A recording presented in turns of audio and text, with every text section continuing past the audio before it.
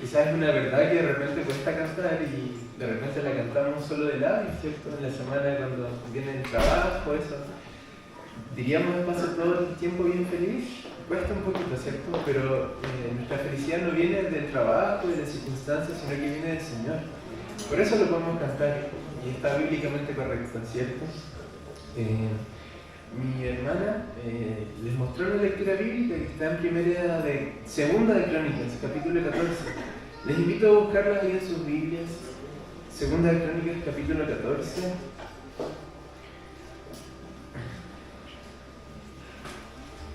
Y para que no nos quedemos perdidos, porque ya hace un poquito de calor, cuando usted lo tenga ahí en su Biblia o en su teléfono, ojalá Biblia en papel, se pone de pie para que leamos juntos los primeros 2 versículos, ¿ya? Ya hay uno que... Muy bien, rápidamente. Cuando lo tenga, se pone de pie y leemos juntos. Estoy esperando algunos que están buscando todavía. Segunda de Crónicas, capítulo 14. Los primeros 2 versículos. Vamos a leer y el resto lo vamos a ir desglosando a medida que avance el mensaje. Dice así: durmió Abías con sus padres y fue sepultado en la ciudad de David, y reinó en su lugar su hijo Asa, en cuyos días tuvo sosiego el país por 10 años. E hizo Asa lo bueno y lo recto ante los ojos de Jehová su Dios. Vamos a orar. Querido Señor, hemos leído este pasaje de un siervo tuyo, mi Dios, que tú escogiste para reinar, y queremos ver su vida y ver cómo su ejemplo de vida nos puede motivar a conocerte mucho más, pero también, Señor, a ver sus errores que él cometió y poder evitarlos, Señor, porque en tu gracia lo podemos hacer y porque tú nos dejaste tu hermosa palabra, Señor, para disfrutarla, pero también para poder aplicarla en nuestras vidas, Señor. Quiero pedirte, Señor, que puedan haber corazones dispuestos a escuchar, oídos atentos, Señor, a escuchar lo que viene de ti, Señor. Y que en tu gran gracia, Señor, me ayudes a explicar este mensaje con amor, con paciencia, así como tú lo eres conmigo, Señor, cuando te fallo. Señor, así también ayúdame a explicar a mis hermanos que te necesitan, porque te necesitamos todos los días, Señor. Ayúdame, Señor, a entregar este mensaje, y te lo pido no mis méritos, sino los tuyos, mi Dios, porque te amamos y te bendecimos en esta hora. En el nombre de Jesús. Amén. El título está ahí, tomen su asiento nomás. El título del mensaje es Cuando el Señor se permite ser hallado. Ya antes de que me crucifiquen por algunas frases antibíblicas, un versículo que vamos a leer más adelante. Y la segunda parte lo puse más chiquitito a propósito, porque dice: y el peligro de dejarlo, que fue lo que pasó en la vida de este rey. Ahora, el tipo de sermón que vamos a ver hoy es un sermón biográfico, significa que vamos a ver la vida de este hombre, del rey Asa, pero para poder entenderla es necesario hacer un breve recuento del Antiguo Testamento. Y le pedí a mi hermano Agustín, él no viene acá, algunos lo conocen, así que igual les pido oración por él. Él es artista, le gusta dibujar, hace plasticina y ahora es muy capo con los dibujos. Así que para no sobrecargar a la pobre IA, que todos la usan, le pedí a mi hermano que me ayude con estos dibujos. Así que, para no tener que leer de Génesis a Malaquías, mejor veámoslo ilustrado, ¿ya? Bueno, lo dividí en 3 grandes partes. La primera es la creación y promesa. Nosotros creemos, nuestra cosmovisión bíblica es que Dios creó al hombre y a la mujer, ¿cierto? Muchos pueden creer diferente, pueden creer que quizás el relato de Adán y Eva es alegórico, que en realidad nunca existió, pero nosotros como creyentes creemos que lo que ocurrió en Génesis es así y que todos venimos de Adán y Eva, ¿cierto? Y que por el pecado de Adán, nosotros también todos somos pecadores gracias a nuestro hermanito Adán, ¿cierto? Una vez que, bueno, en Génesis ocurrieron bastantes cosas, ¿cierto? Y después llegaron los patriarcas, ¿cierto? Que son, a ver si me ayudan, Abraham, Isaac y Jacob, que después le cambiaron el nombre a Israel, ¿cierto?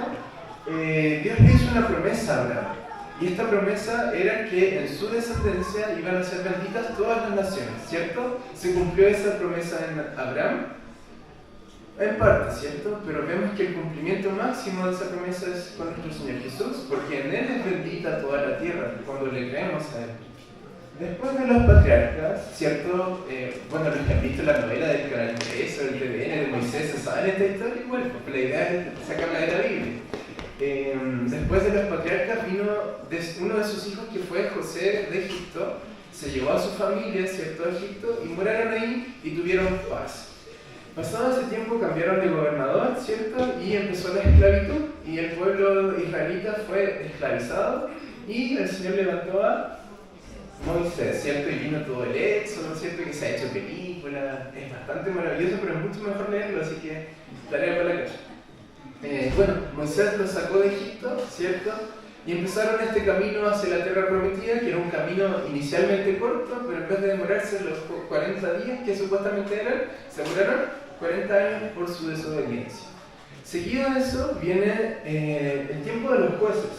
O sea, antes de eso, el sucesor de Moisés fue Josué, quien derribó los muros de Jericó y entraron a la tierra prometida. Y aquí viene uno de los grandes problemas, porque Dios le dijo al pueblo que cuando entran a la tierra prometida tenían que sacar a las naciones paganas, ¿cierto? Para que no se contaminen. Ellos lo hicieron en parte, pero dentro de la tierra prometida estuvieron viviendo con naciones vecinas y empezaron a tomar las costumbres de ellos, que fue uno de los grandes problemas que tuvo el pueblo de Israel a lo largo de todo el Antiguo Testamento, que querían hacer lo que hacían los demás. Y eso también pasa muchas veces en nosotros. Queremos hacer lo que hace el mundo, ¿cierto? Para que no veamos la historia de Israel alejada a nuestro contexto. Terminó el tiempo de Josué y Josué termina su ministerio con unas palabras súper bonitas, ¿cierto? Estaba todo el pueblo yéndose tras la idolatría, y estas son unas palabras que deberían decir todo papá y mamá, ¿cierto? Cuando le dice al pueblo, ustedes si quieren sirvan a sus dioses, pero yo y mi casa serviremos a Jehová. Josué murió y vino un periodo de bastante tristeza, un periodo de mucha inconstancia que es el tiempo de los jueces, ¿cierto? Ahí tenemos a Sansón, bien. Y dice la Biblia que en los jueces habían 40 años de esclavitud o de opresión, y después se levantaba un juez y habían 40 años de libertad. Después moría este juez y venían 20 años de pecado y volvía a levantarse un juez, tenía libertad y en vez de seguir obedeciendo a Dios, volvían a caer. Y la historia de jueces es bastante extraña al final, lo que la han leído, ¿cierto? Ocurre un evento súper macabro. Así, si lo quieren saber, no se los voy a decir para que lo lean en su casa, ¿ya? Y el libro de Jueces termina diciendo algo que mencionó el pastor ayer, que cada quien hacía lo que bien le parecía a su corazón. No había ley. Si ellos querían ir y comer todo el día, lo hacían. Si querían pasar todo el día echados o cometiendo cualquier otro pecado, lo hacían porque era lo que le parecía a su corazón y la ley no les importaba. Terminó este periodo de los jueces y el pueblo dijo, miren, las naciones del lado tienen rey, entonces nosotros también queremos un rey. Y eso no era el plan inicial de Dios, pero como ha dicho el hermano en la escuela dominical, el Señor lo permitió, les entregó un rey. Y el primer rey fue Saúl. Bien ahí. El primer rey fue Saúl, que no lo hizo tan bien. Inicialmente sí, pero después no. Y después de Saúl, que fue desechado, vino el rey. Y después de David, Salomón. Y aquí es donde este es el contexto que nos vamos a concentrar hoy. Después de Salomón tuvo su hijo que se llamaba Roboam, ¿cierto?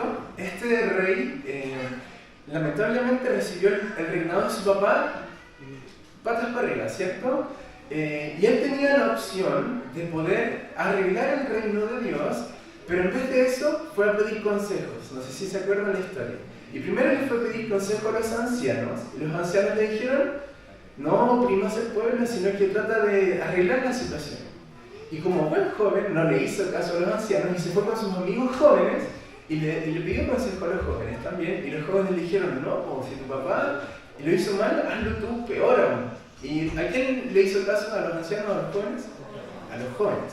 Finalmente, este glorioso reinado del rey David y del rey Salomón, que era muy próspero, que tenía todos los últimos lujos, finalmente este reinado de 12 tribus fue dividido, ¿cierto?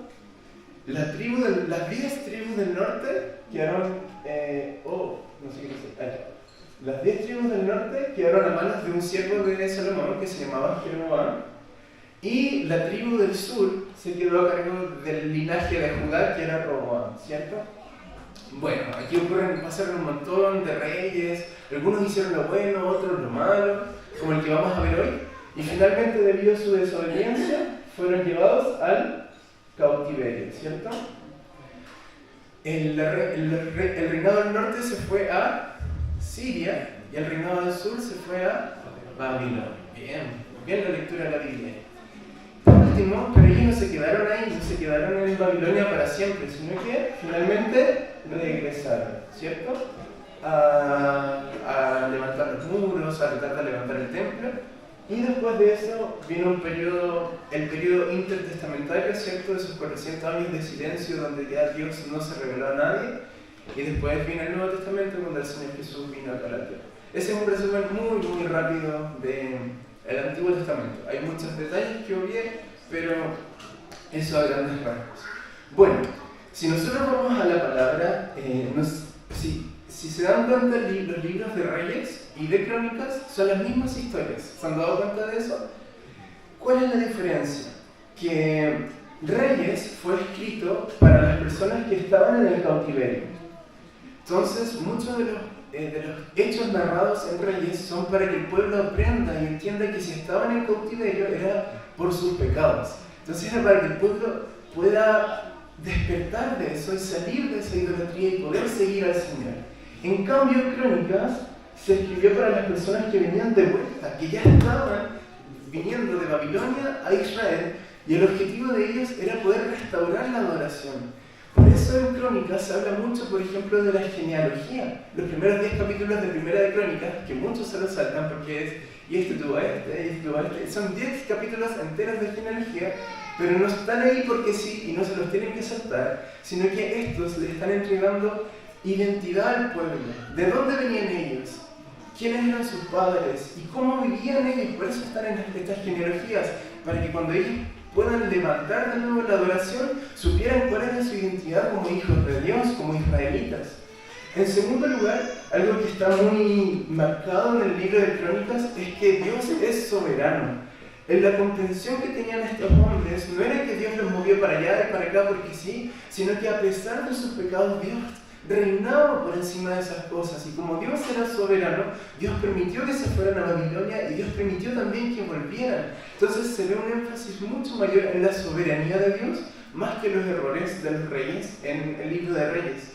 Y por último, estos escritos de Crónicas están ahí para exhortar a los creyentes de no cometer los mismos errores que cometieron los reyes de ese tiempo. Este es el contexto de Primera y Segunda de Crónicas. Ahora, en cuanto al rey Asa, como pusimos en el título, el rey Asa dice en la Biblia que hizo lo bueno y lo recto ante los ojos de Dios, ¿cierto? Y no todos los reyes hicieron eso, hubo algunos que sí y otros que no. Y algo que se vivió muy marcado en el reinado de Asa es que ellos propusieron en su corazón buscar a Dios y Dios se dejó hallar por ellos.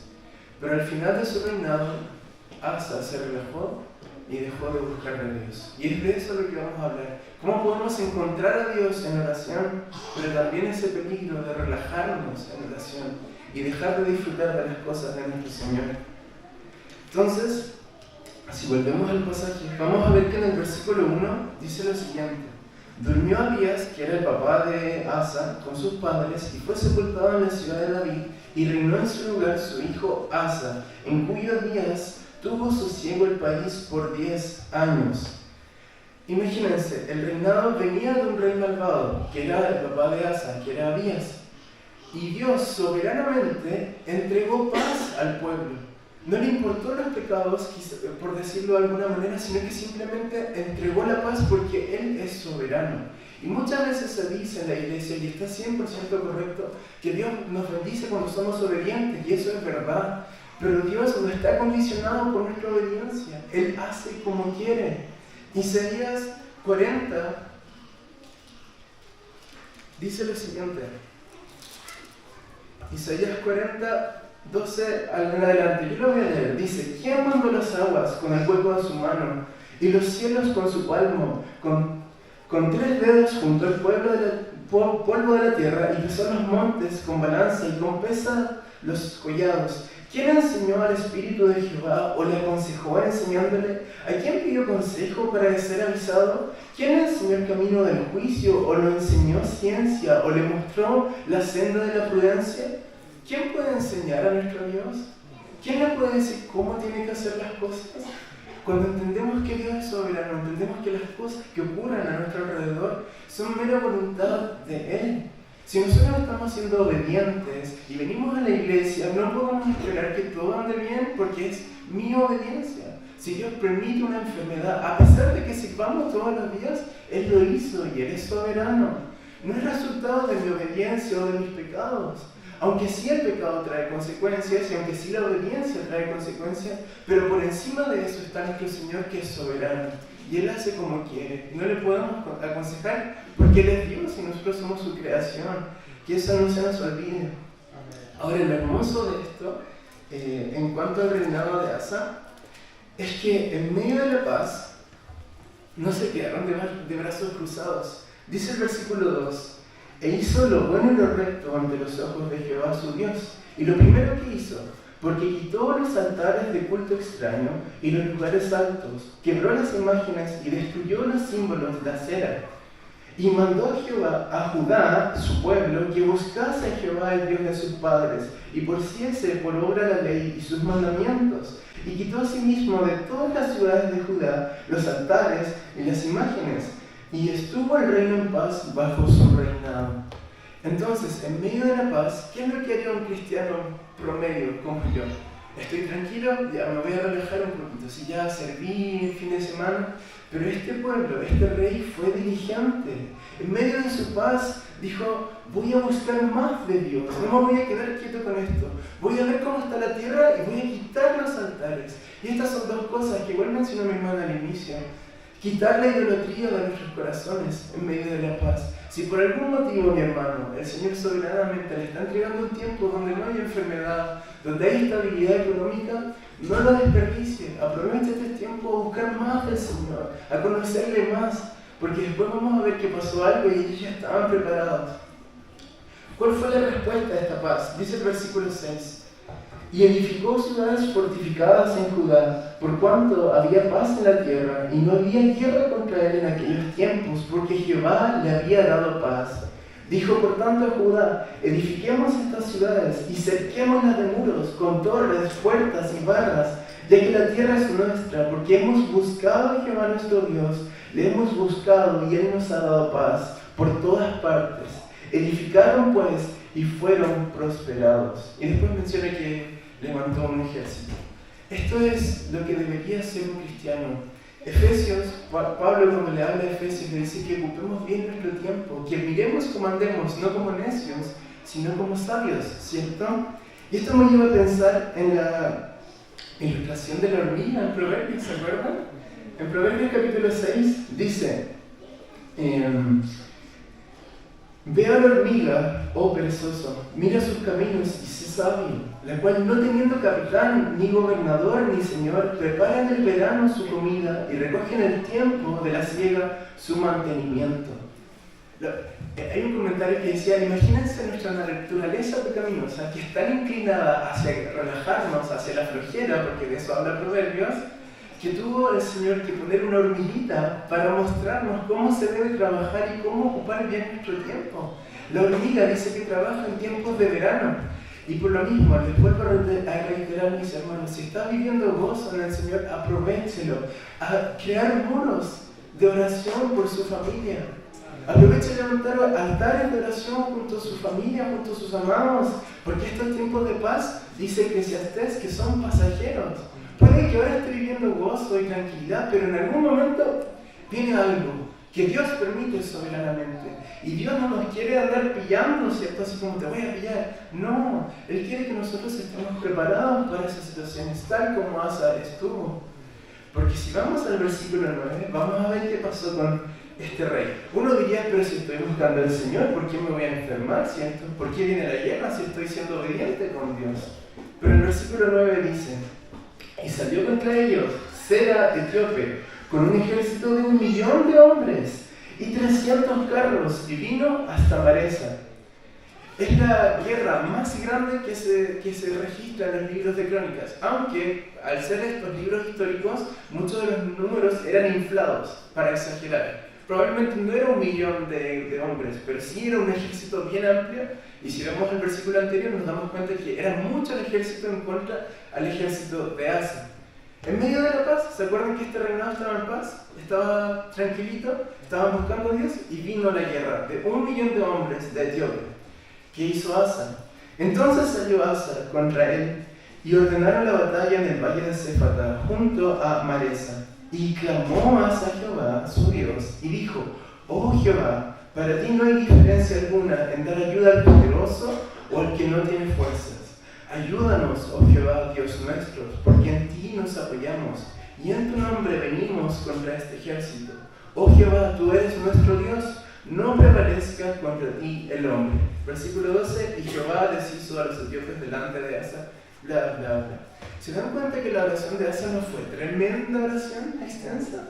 Fue una oración directo al clavo, como se dice, ¿cierto? Muchas gracias. Esto nos da a entender algo, que Asa ya tenía una vida de intimidad con Dios.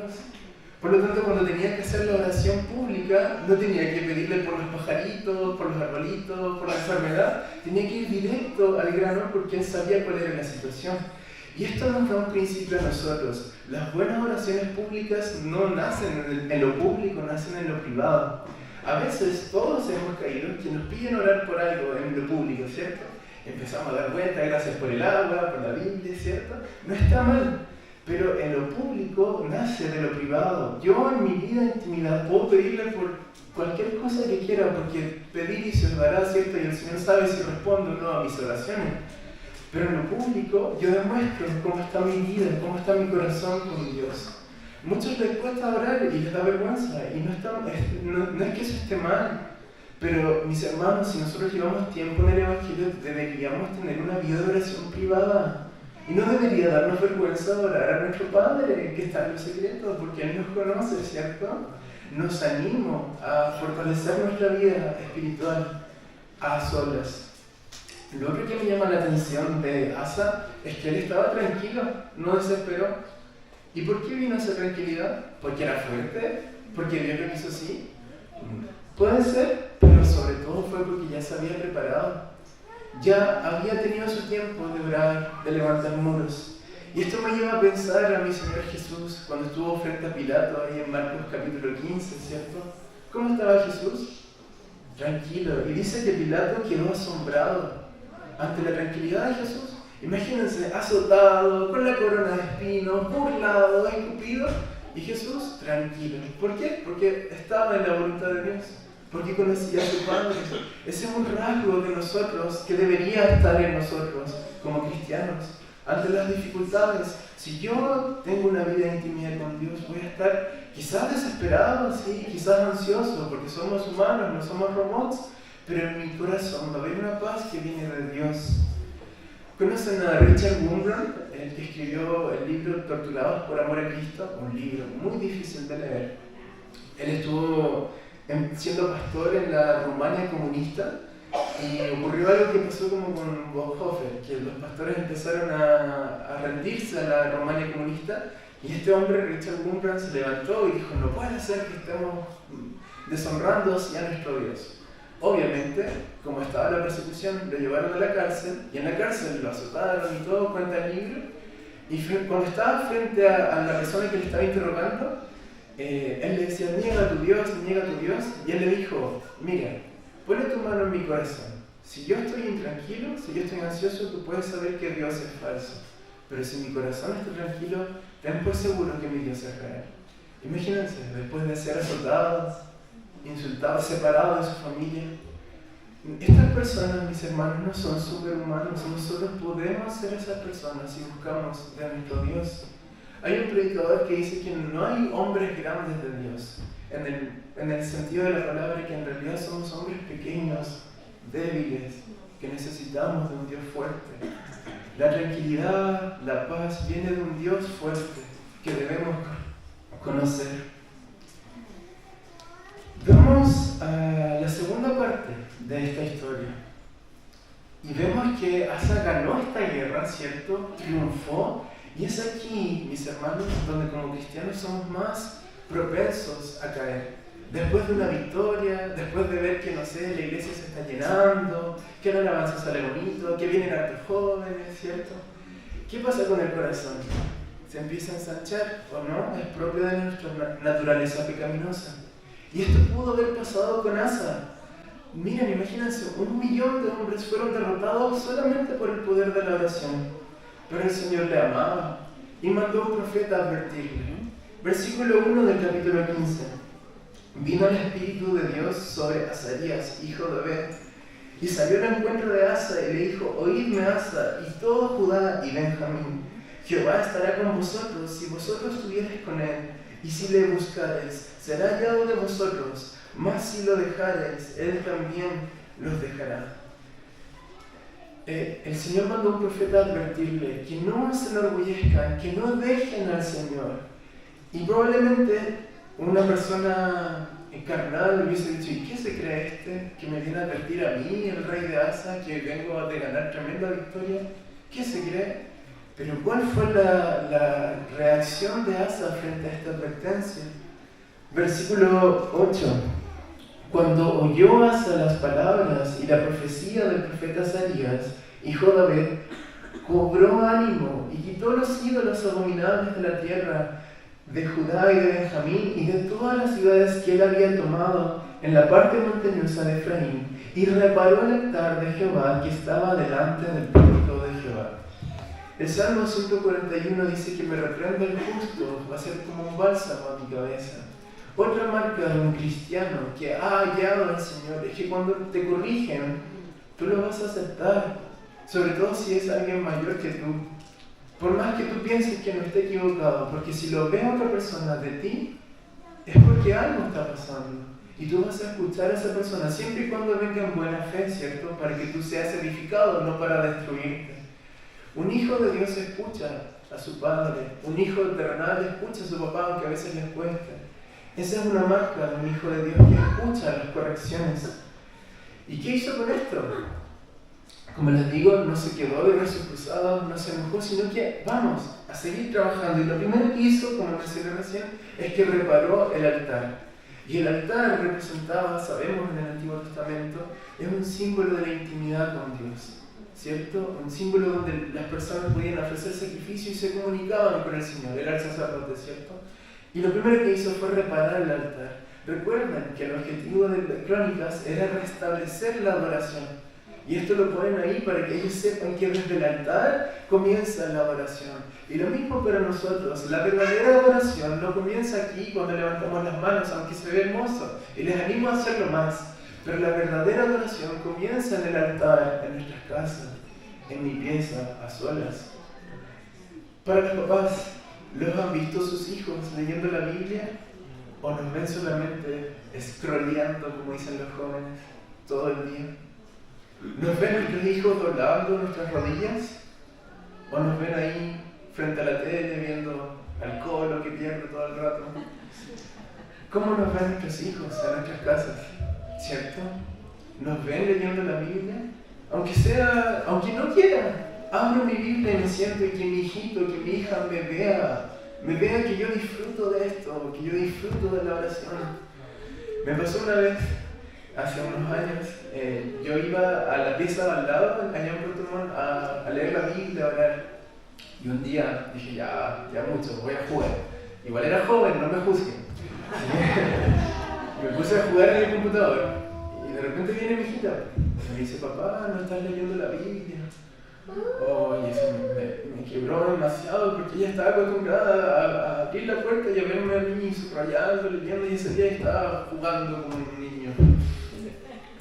Me dolió, me marcó harto. Y desde ahí que me propongo al menos leer un capítulo al día. No lo cumplo siempre, pero trato de hacerlo. Y nos animo a hacerlo también. Lo segundo que hizo, como mencioné recién, es también que volvió a quitar la idolatría. Y en el versículo 9 nos vamos a percatar de algo bonito. Dice: después reunió a todo Jehová a todo Judá y Benjamín, y con ellos forasteros de Efraín, de Manasés y de Simeón, porque muchos de Israel se habían pasado a él, viendo que Jehová su Dios estaba con él. ¿Se acuerdan que el reino estaba dividido? ¿Cierto? Estaban los del norte y los del sur. Y los del norte, al ver que Jehová estaba con ellos, empezaron a pasar a la tribu del sur. Dice ahí Manasés, Efraín. ¿No pasa eso con la iglesia hoy día? ¿Con el comedor? Está empezando a llegar gente cuando ve que Dios está en algún lugar. No nos desanimemos, el Señor va a empezar a traer gente. Es el obrar suyo. Aquí lo vemos. Dios empezó a traspasar gente del norte hacia el sur porque Dios estaba con ellos. Y eso no tiene que pasar solamente acá en el comedor, tiene que pasar en nuestras vidas, en los trabajos. Que vean que somos la luz del mundo y que el Señor nos ayude. Chicos, en el colegio igual. Que no marquemos el paso, somos distintos. Si todos copian, si todos usan ChatGPT, yo no lo voy a usar porque soy hijo de Dios. Si todos llegan con la tarea tarde, yo voy a llegar con mi tarea, ¿cierto? ¿Cierto? Jóvenes. Bueno, por último, en cuanto a la reacción de Proverbios 16:7 dice: cuando los caminos del hombre son agradables a Jehová, aún a sus enemigos hace estar en paz con él. Y esto se cumplió perfectamente en Asa. Y después, el pueblo hizo un pacto muy radical con Dios. Versículos 12 y 13 dice: entonces prometieron solemnemente que buscarían a Jehová, el Dios de sus padres, de todo su corazón y de toda su alma, y que cualquiera que no buscase a Jehová, el Dios de Israel, muriese, grande o pequeño, hombre o mujer. ¿Se imaginan hacer eso acá? El que no busque al Señor, cortado. ¿Se imaginan? Bueno, fue un pacto que hicieron con gozo. Después muestra que ellos estaban tan gozosos que tomaron esta iniciativa. La Biblia no nos llama a matar a la gente cuando no busca a Dios, pero Jesús igual fue radical en esto. ¿Se acuerdan en el Sermón del Monte? Si tu mano te es ocasión de pecar, córtala, ¿cierto? No literal, ¿cierto? O si tus ojos te es ocasión de pecar, sácatela, ¿cierto? No es literal, pero sí es un llamado a la radicalidad como cristianos. Si hay algo en mi corazón, si hay algo que yo estoy mirando en mi casa a solas y me está haciendo pecar, lo corto.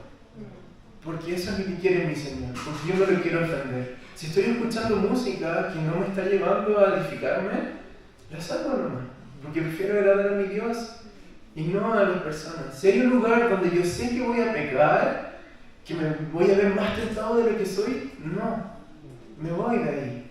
Voy a quedar como el loco, sí, pero yo prefiero agradar a mi Dios. Y si me cuesta, porque nos cuesta, no es tan fácil, Señor, dame fuerza, por favor. Y el Señor nos va a dar. Y va a arreglar las circunstancias para que tú no vayas a ese lugar, de verdad. Lo hemos vivido, ¿no? Bueno, y aquí viene el versículo que está en la pantalla. Dice, y el versículo 15: todos los de Judá se alegraron de este juramento, porque de todo su corazón lo juraban, y de toda su voluntad lo buscaban, y fue hallado de ellos. Y Jehová les dio paz por todas partes. Me llamó mucho la atención esto porque Jeremías 29 dice: buscad al Señor y me buscaréis y me hallaréis, porque me buscaréis de todo corazón, ¿cierto? Parafraseando. Dice que me hallaréis, pero acá dice que hallaron al Señor. Eso me abrió mucho mis ojos porque lo hallaron, pero no vieron algo físico. ¿Qué fue lo que experimentaron? Probablemente una paz interna y entender que el favor de Dios estaba con ellos. Hallaron al Señor. Y eso es lo que debe lograr un hijo de Dios, hallarle a Él. Saber que Dios está a mi favor y no en mi contra. Saber que Dios escucha mis oraciones. Saber que Dios se deleita en mi vida, aún con mis pecados. Creo que por ahí va la cosa de hallar al Señor. Yo creo que ustedes tienen su experiencia propia de hallar al Señor. Algunos quizás hablarán en lenguas en sus piezas solas. Algunos quizás se ponen a danzar en sus piezas solas, porque son sus experiencias personales. Y cada quien con su experiencia. Pero todos somos llamados a buscar del Señor y hallarlo a Él, a solas, pero también hacerlo en la comunidad. Bueno, si el relato termina acá, happy, ¿cierto? Felices de la vida. El rey Asa prosperó. Dice el relato que fueron 35 años de paz, donde no hubo enemigos, donde buscaron, y no solo eso, sino que disfrutaron de la presencia del Señor. Pero el capítulo 16 es donde viene la parte B del título y el peligro de dejarlo. Capítulo 16. ¿Conocen a David Wilkerson, el autor de La Cruz y el Puñal? Él dice que cuando leyó este pasaje tembló su cuerpo, porque vio que un hombre que había buscado del Señor toda su vida, en el ocaso de ella empezó a desvanecerse su devoción. Y él, siendo viejito en su tiempo, decía que muchos de sus amigos, pastores de esa edad, empezaban a amargarse con Dios. Y él veía en Asa a muchos de ellos. Dice así el capítulo 16. En el año 36 del reinado de Asa, subió Baasa del reino del norte, rey de Israel, contra Judá, y fortificó a Ramá, para no dejar salir ni entrar a ninguno al rey Asa, rey de Judá. Recordemos cuál era la temática principal, que Dios es soberano. Entonces Dios permitió que Baasa hiciera ciudades fortificadas cerca de Judá. Y el tema de las ciudades fortificadas era fuerte para ellos porque no les permitía ni salir ni entrar de la ciudad y se empezaban a acabar los víveres. Imagínense, empezaban a sentir hambre, que no había agua y no podían salir porque estaban sus enemigos. Entonces tampoco era una situación muy fácil. Pero recordemos que Asa le había ganado a 1 millón de hombres anteriormente. Si comparamos, quizás la guerra anterior fue mucho más grande que esta. Entonces uno podría decir, pan comido, ¿cierto? Pero ¿qué hizo Asa? Entonces sacó Asa la plata y el oro de los tesoros de la casa de Jehová y de la casa real, y envió a Ben-Hadad, rey de Siria, que estaba en Damasco, diciendo: hay alianza entre tú y yo, como la hubo entre tu padre y mi padre. He aquí yo te he enviado plata y oro, para que vengas y deshagas la alianza que tienes con Baasa, rey de Israel, a fin de que se retire de mí. Y consintió Ben-Hadad con el rey Asa, y envió a los capitanes de sus ejércitos contra las ciudades de Israel, y conquistaron Hijón, Dan, Bel-Maim y las ciudades de aprovisionamiento de Neftalí. En vez de hacer lo que hizo anteriormente, ¿se acuerdan que hizo una oración tan precisa? En vez de orar al Señor, tomó las cosas santas del Señor y se las entregó a un rey pagano. Cambió la gloria de las cosas maravillosas de Dios por la gloria de los hombres. Y lo peor de todo es que ganó la guerra. Y esto es triste, mis hermanos, porque Dios le permitió ganar. ¿Se acuerdan de Sansón en Jueces? Cuando estaba con Dalila y le insistía, y en Jueces 16:20 dice: voy a zafar como la otra vez. Y dice: pero él no sabía que Jehová se había apartado de él. Lo más triste que puede pasar en nuestras vidas es que Dios nos deje hacer nuestra voluntad y pensar que ya estamos bien. ¿Qué fue lo que le pasó a Asa? Asa ganó la guerra. Ganó ante los ojos de Dios, era un campeón. Pero ante los ojos de Dios estaba desaprobado. No fue bien visto a los ojos de Dios. Y después dice, versículo 7, vino un profeta a él.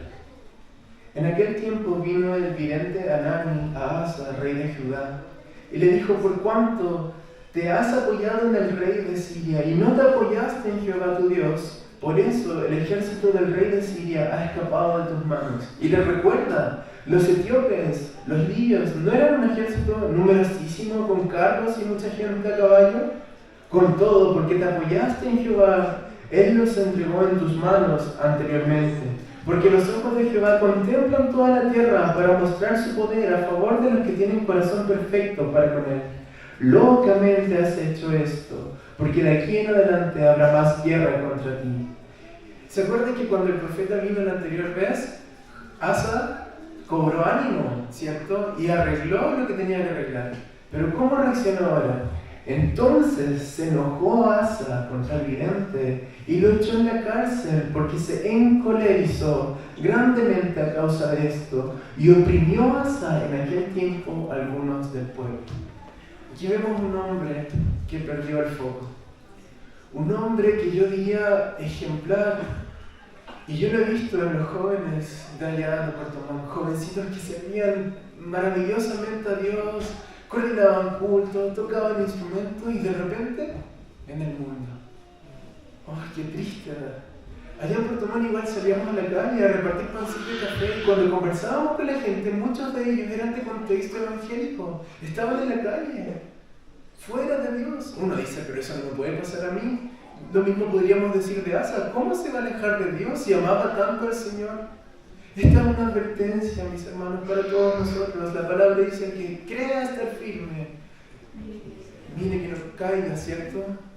Nunca vamos a estar completamente firmes acá en la tierra.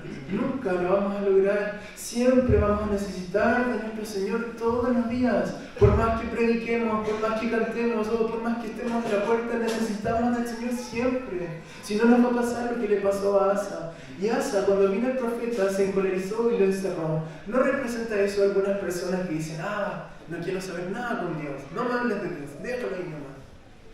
Personas que quizás en su tiempo fueron usados por Dios y hoy día no quieren saber nada con Él. ¿Cómo es posible eso? ¿Qué pasó en sus vidas? Ciertamente no lo sé, Dios lo sabe, pero es triste ver su destino hoy, ¿cierto? Pero yo nos animo a no quedarnos con eso.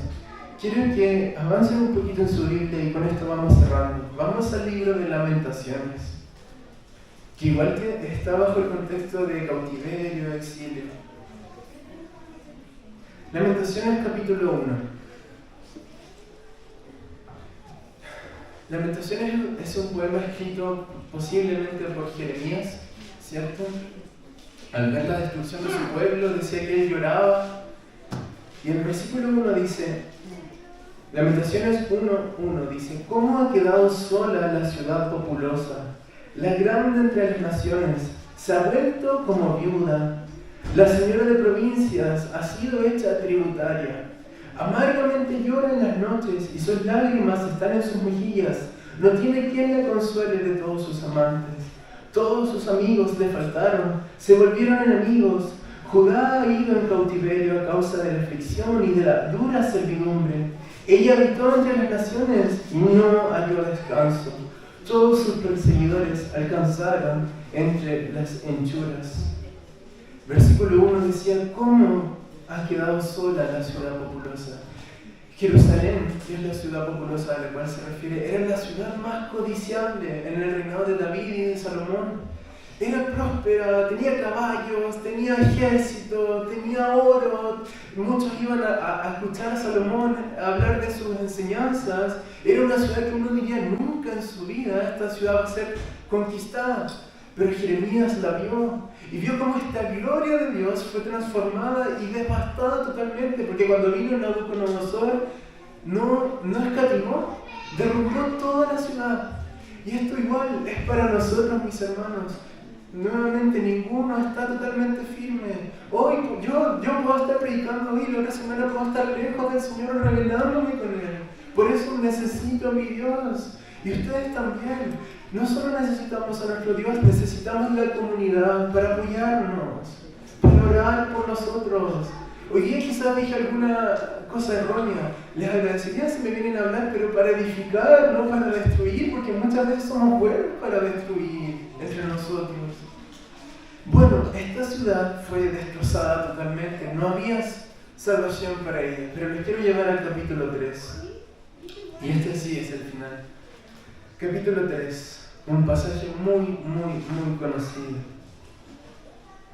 Versículo 21, Lamentaciones 3, 21 y en adelante, dice, el escritor dice, esto recapacitaré en mi corazón, por lo tanto, esperaré.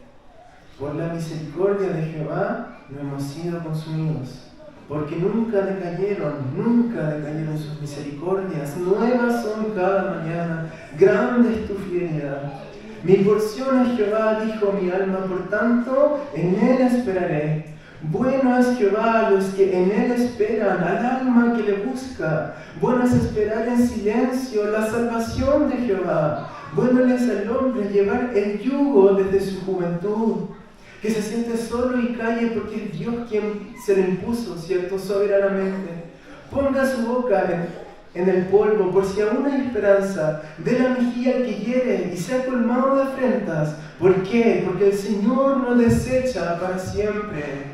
Antes se aflige, también se compadece según la multitud de sus misericordias, porque no aflige ni entristece voluntariamente a los hijos de los hombres.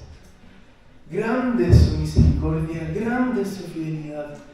Si hoy día mi hermano hoy llegó a la iglesia y quizás está con ese espíritu de Asa, por decirlo de alguna manera, amargado con Dios, no se quede ahí, porque el Señor es grande en fidelidad, grande en misericordia, y así como lo usó antes, lo puede volver a usar y mucho mejor. ¿O no? ¿No ha pasado eso con nosotros cuando el gozo por el servicio del Señor de repente se vuelve rutinario? ¿No ha venido el Señor con su presencia maravillosa a volver a levantarnos? ¿No ha pasado también cuando hemos pecado y decimos no hay futuro para mí, pero Él es el que levanta nuestro rostro y nos vuelve a poner en carrera, siempre y cuando hay un corazón totalmente rendido a Él? No se queden en eso, en la amargura, porque Dios es grande en misericordia. Y quiero terminar cantando un himno que es basado a Lamentaciones 3. Es el himno grande de tu fidelidad. Y quiero que lo cantemos a capela. Le pedí a Gerson que lo pueda proyectar para que podamos cantar juntos. Así que mientras cantamos, les pido que meditemos en esta verdad, que grande es la fidelidad del Señor. Nos ponemos en pie si gustan y terminamos cantando este himno maravilloso. Los que son buenos para cantar, por favor, me ayudan para que no saquen el momento. 1, 2, 3.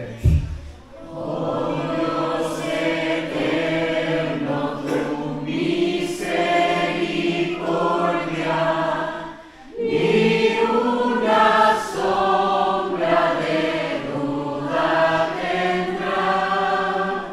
Tu compasión y bondad nunca fallan, y por los siglos el mismo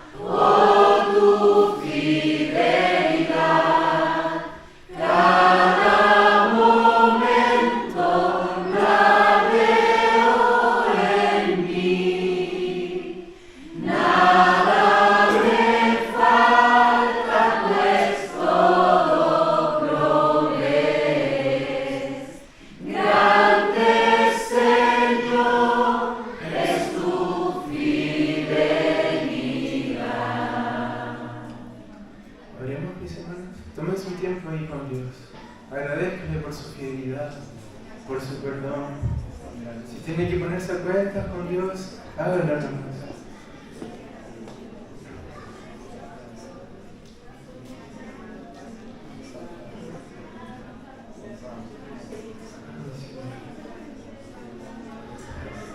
Grande eres, Señor.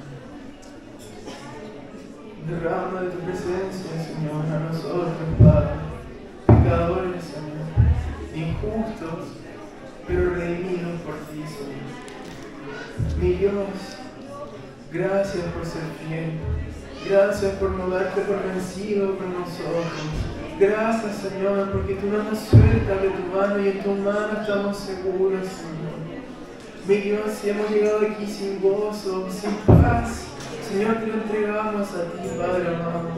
Te entregamos nuestra inquietud, nuestra amargura, Señor, y te pedimos, por favor, Señor, que la cambies por gozo, Señor. Que nuestros pecados queden atrás, Señor, y que podamos, como decía el texto bíblico, hallarte en intimidad, levantar vallados, Señor, para nuestra familia. Oh, mi Dios, restáuranos, por favor. Restáuranos, Señor, por amor a tu nombre, por amor a tus hijos, Señor, restáuranos, Padre. Y vuélvenos a dar tu gozo, por favor, te lo pedimos. Gracias, Señor, por tu fidelidad. Gracias, mi Dios. Ante ti estamos, Señor. Y te entregamos todos, Señor, nuestros pecados, nuestras ganadas, todo lo entregamos a ti, Señor. En tus méritos, mi Dios. En el nombre de Jesús. Amén.